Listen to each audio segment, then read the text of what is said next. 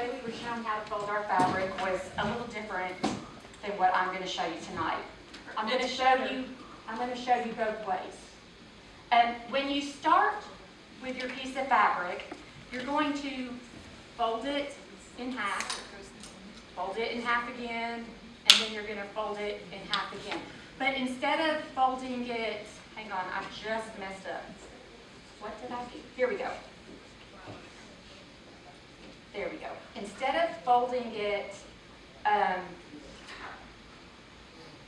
traditionally, like into hot dog, hamburger, croissant, we're doing hot dog,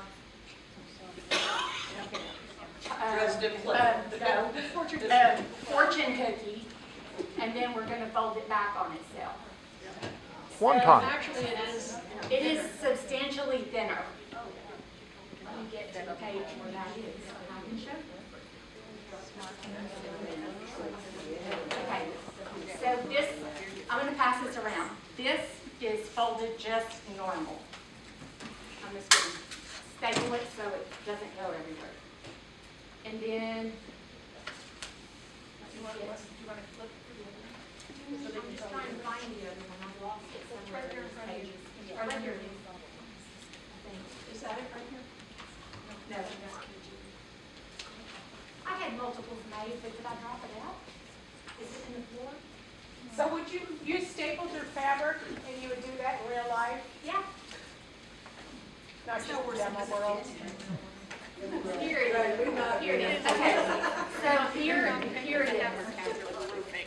The other thing that I found while experimenting is I was trying to cut my template on my Cricut. So I was trying to do like the quarters and trying to figure out how am I going to transfer this from a piece of, this is actually a piece of freezer paper. If you have a Cricut, put it shiny side down, and then I let it print. This is my pattern for a real octopus that looks like an octopus, not a Martian. Anyway, so I was trying to figure out how to do this. And this is the actual one that I made. This pattern is. So my octopus quilt that I remade is quite large. It's right here. We'll see it in a minute. And I found that when I was doing this, when I was cutting my wedges, I just started cutting wedges out of my Wonder Under, 805 Wonder Unders, my favorite. That's the Pellon number 805. And when I did that, I ended up with a ton of wedges of Wonder Under, but didn't have one big piece to copy it to. So what I did is I ended up taking my Wonder Under and I cut it into wedges. So instead of having one whole piece of Wonder Under, what you're going to do is you're going to open this up. And you're going to... Does that make it easier to mold? Yes. You're going to iron this. Okay, this right here, you all can take this. You want to put And this. Here, just put it staple in for a minute. These are the differences, if you want to start them around, of the thickness. So what you're going to do with all but one piece of this, and you probably need to figure out which piece we're going to be doing with this, or I should figure this out. Okay. So, and you also are going to want to probably iron this inside out. I didn't do that. So let me quick do that. All I'm going to do is quick iron these surfaces.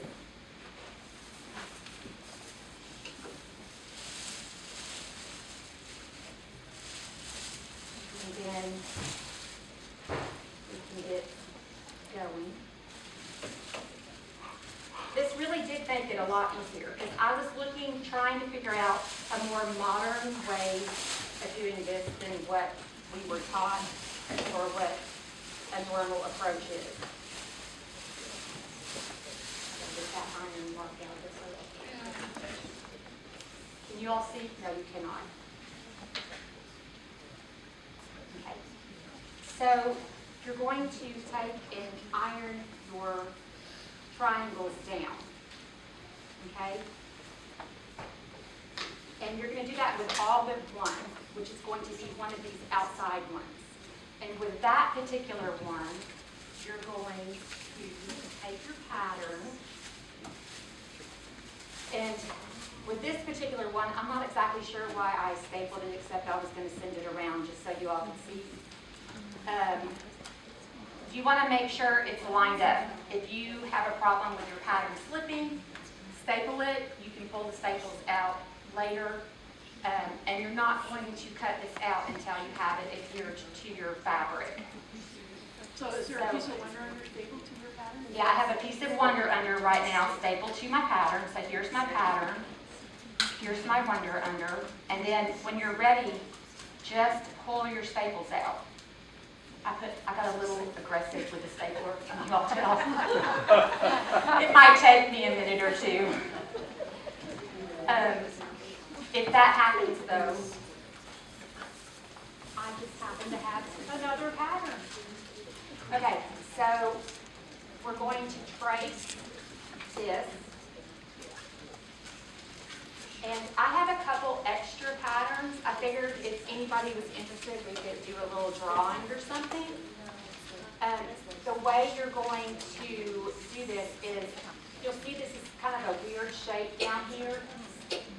That is the center of my block. And if I'm laying this down to trace, I'm wanting to be on that solid black line all the way up and all the way on the side. And then I have to switch my book over here for my pens. If you have a hard time writing, you can get like I think at the hardware store they sell these like little what these called? Pipe insulation things. I have a hard time writing sometimes, and that is what the experts at Mayo Clinic gave me to work with. So you're just going to trace along your edges, okay? And if you can get right on the edge, great. If you can't, just go somewhere within those lines. Can you all still see me? Because I'm not looking up. Yes. Yeah. Okay. You see, I don't have exactly the most beautiful handwriting here, but it doesn't matter. This right here is where it's going to be connected, and it's going to be connected here at the head. It's also going to be connected at this fish, but the fish is not going to be touching the fish doesn't touch the ostrich. I'm just going around here quickly because I thought it was going to be quicker than that, taking out all the staples.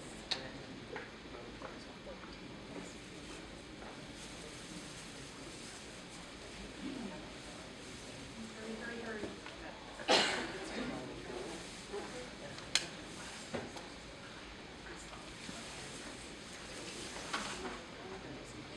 Okay, so once I have this ready, who has my one that's the thinnest one? Right here? I'm going to borrow that for a minute. Oh, you know what? I didn't get it all wrong. So if that happens, just lay it back down.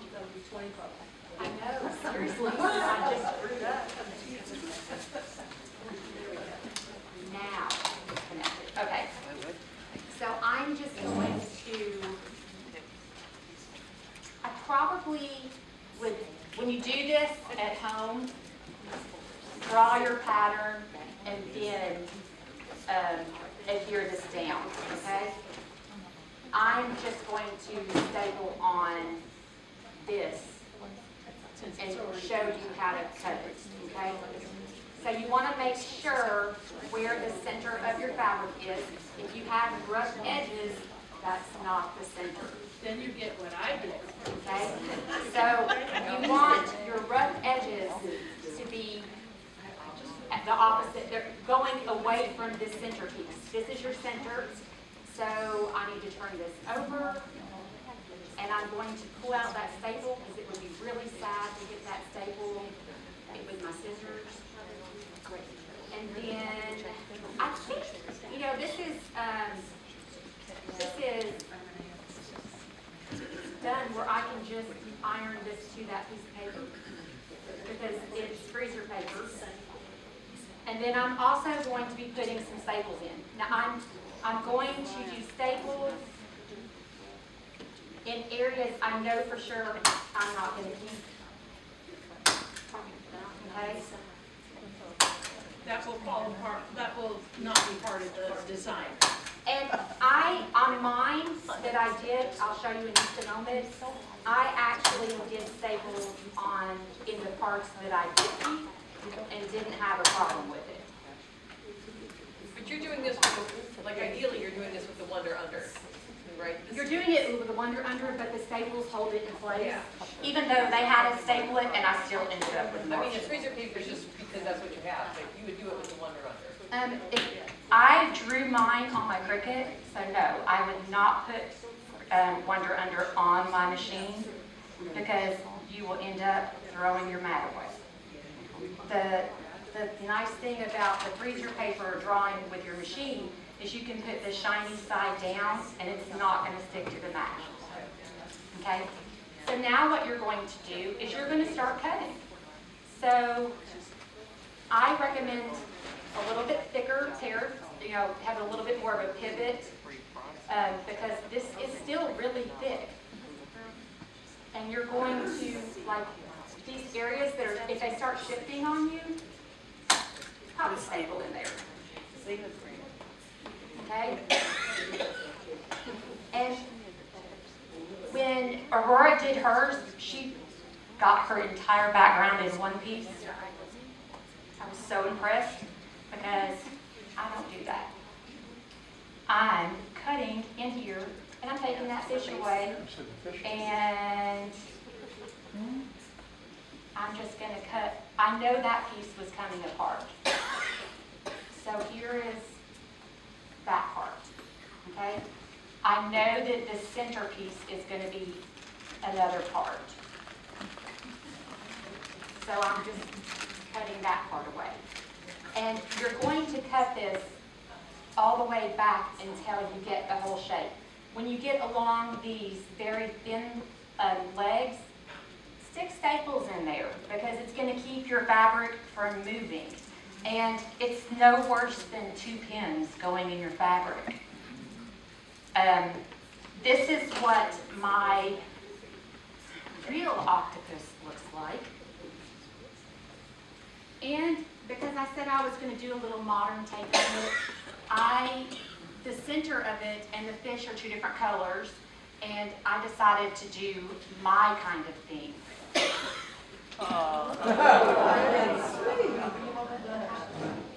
So this, to me, looks like an octopus. This looks like an octopus to me. So, and then I took leftovers that I had from some of my other quilts and embellished the center, just showing you it doesn't have to be just plain. You can zhuzh it up a little bit or, do whatever you want to. Yeah, there's a shark. He kind of blends in. A tiger shark. And I did this, I started it a couple weeks ago, but then I've been working full time, haven't had time to do anything with it. And I finished ironing everything in the middle this morning, or this morning. So, but this is actually my own pattern, this octopus is. So we might make that available, or we might do a fundraiser or something with that if you all want a copy of it. Because I have to actually go on my Cricut and print it, like draw it off each time. So that's the way I did this. And we'll go ahead and make these finish racing around. Be careful because it's sharp. And here's the other one that goes with it. Take that one too, yeah. It really does make a difference if you fold your fabric differently. Fold it like you're doing the old fortune tellers and then fold it back. And it comes out perfect. Now this right here is the pattern that we saw a lady with that was spectacular. So her quilt was gorgeous. And it made us three feel a little inferior, I think. It was that pretty. And I took a picture of it and then went in and recreated it in Design Space. So What colors did she use? it was just 2 colors. It wasn't that she used anything wonderfully colored. She didn't get anything out of a book. The teacher came with like die cuts. Clip art? Like clip art die cuts, and that's what she pieced together. So then when I was trying to figure it out, I loaded her picture into my Design Space and then started looking for flowers and pineapple and leaves and whatever else. So these are things that you can, easily do yourself with different items. So we're from Florida. Well, we could do Florida quilts.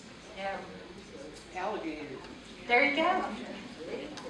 So it doesn't have to be just Hawaiian. We could do others. And then I also was going through some stuff and I found this block. I think it was donated or something, but it's a different way also of doing this. So this person took interfacing and they stitched all the way around, kind of like the pattern Aurora had. They stitched all the way around, clipped all their curves, and then they flipped it. Like they slit the interfacing and then turned it. And then, yeah, it is iron-on interfacing because right here I can pull it off. So I just wanted to say that is another way that you can do this too. Any questions?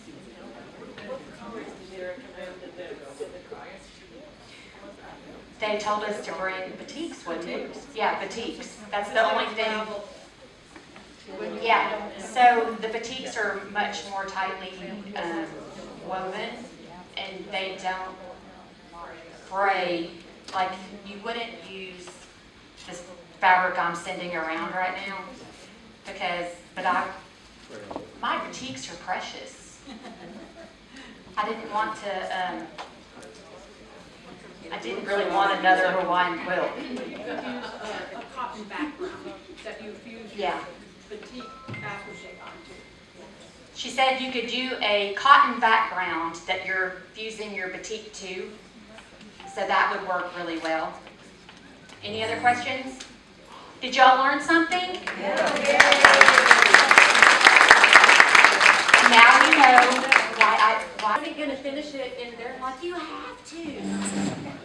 so I think they call those happy accidents, right? Okay, so we're